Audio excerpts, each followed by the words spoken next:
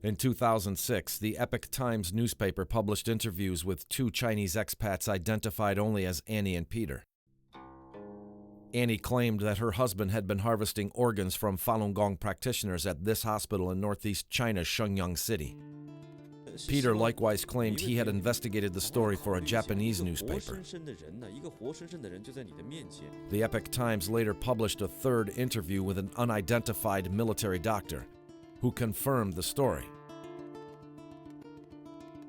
But when U.S. officials visited the main hospital in question, they didn't find anything unusual.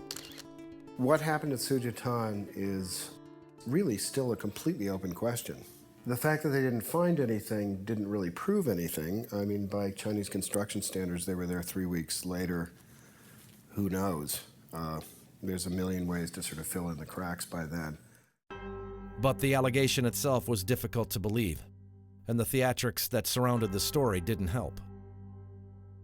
On one clear spring day in Washington, while Annie and Peter told their stories at a Falun Gong rally in McPherson Square,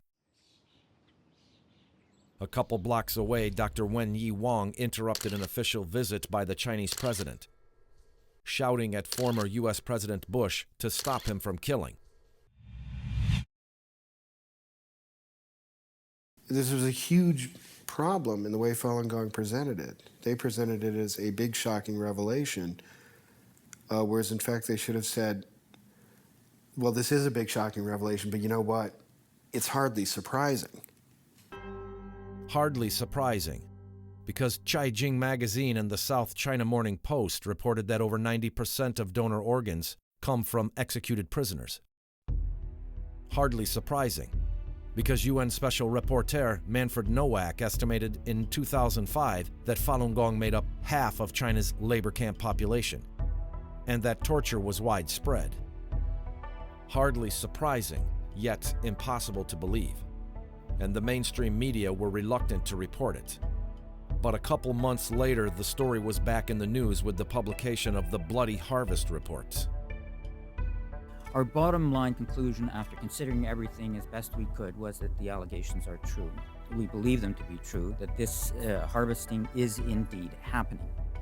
That conclusion comes not from any one of these different 18 categories of evidence that we looked at, but by assessing everything all together. Altogether, they paint a whole picture. Written by a human rights lawyer, David Matas, and a retired Canadian politician, David Kilgour. The original report listed 18 areas of evidence. It was later revised to include a total of 33 areas of evidence. At the center of it all was a number. We estimate that in the period between 2000 and 2005, there are 41,500 transplants which have no other explained source. The number was based on one simple calculation: that the number of organ transplants in China seemed to have multiplied after the persecution of Falun Gong began, with no new source of organs. But there was a problem. The numbers were squishy. China doesn't publish the total number of executions or transplants. For executions, Kilgour and Matas used Amnesty's figures of confirmed executions, but other estimates range from 5,000 to 12,000 executions a year, or 7 to 18 times the rest of the world combined in 2008. For the total number of transplants, Kilgour and Matas quoted Shi Bingyi, the executive deputy director of the organ transplant branch of the Chinese Academy of Medical Sciences. In 2006, the Jiangkongbao, or Health Daily website, quoted Shi as saying that around 90,000 transplants had been performed in China as of 2005. But in the documentary Re-examining the Davids Report, produced by Hong Kong-based Phoenix TV, Shi denied making such claims. 我没有说过这样的话，为什么？因为我头脑里就没有这样的数字，我没有过非常详细的调查哪一个时间段是多少例，我们没有这样的数字，所以我也不可能说。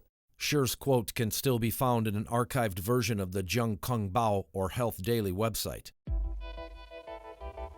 In their 2007 response to a United Nations inquiry into organ harvesting, the Chinese government stated, To date, no Chinese authority has compiled official statistics on organ transplants between the years 2000 and 2005.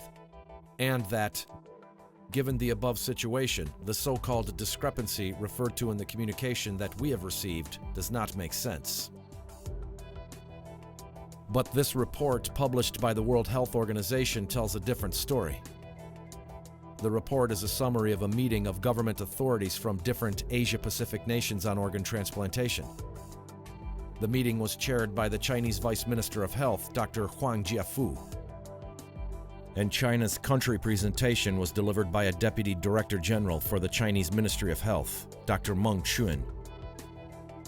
In his presentation, Dr. Meng gives detailed statistics on the total number of transplants performed in China, post-operative survival rates, and the number of hospitals performing transplants. This is a direct contradiction of China's 2007 claim that no Chinese authority has compiled official statistics on organ transplants. I mean, it was a blatant misrepresentation of what they themselves were doing, and as I said, could only be credible to somebody who was not paying any attention to the issue whatsoever and used the Chinese response as their sole source of information. We decided to call the Chinese Ministry of Health in Beijing to see if they would tell us the number of transplants. And to help, we brought in someone with experience dealing with Chinese officials, Dr. Wenyi Wang. Posing as an editor of a Chinese medical journal, she asks officials from China's Ministry of Health to give her the total number of transplants. I said, it's just simply, you don't know? And he said, I know of, but I cannot give out. I said, this is strange because in United States and Europe, and this number is publishable. And then he said, yes, I know, but not here. 这个规定是怎么回事？那有没有一个地方我去自己找？我不知道，别的地方有没有？那你们这块要是不知道的话，那别人谁能知道啊？那部长办公室说你们不是说我不知道，我说我不知道别的地方有没有。你刚才说不是要到别的地方找吗？我不知道别的地方哪地方有还有。现在我们这个地方呢，如果想要的话，应该等我们领导回来才能给你答复。Well, what you're dealing with a police state that lies. They simply lie and they conceal. And there are a lot of credulous outsiders who will accept that. But without official statistics on organ transplants, it's difficult to verify one of the key findings of the Kilgore-Mattis report. That the source of 41,500 transplants for the 6-year period from 2000 to 2005 is unexplained. But the Chinese government recently endorsed the data of the Hong Kong-based China Liver Transplant Registry. According to the registry's 2009 report, from 1999 to 2005, the number of liver transplants in China increased by 40 times, and 98% of them were cadaveric. The registry's report doesn't include data on other types of transplants. But if we consider that according to Dr. Meng's presentation, liver transplants accounted for about 10% of China's total transplant volume as of 2005. China's total transplant volume as of 2009 would be around 140,000. And considering the increase in transplant volume over the same period, the yearly totals after 2003 would be significantly greater than commonly held estimates of China's execution rate. So either China's execution rate must be significantly higher than previously thought, or Chinese hospitals must have found an alternative source.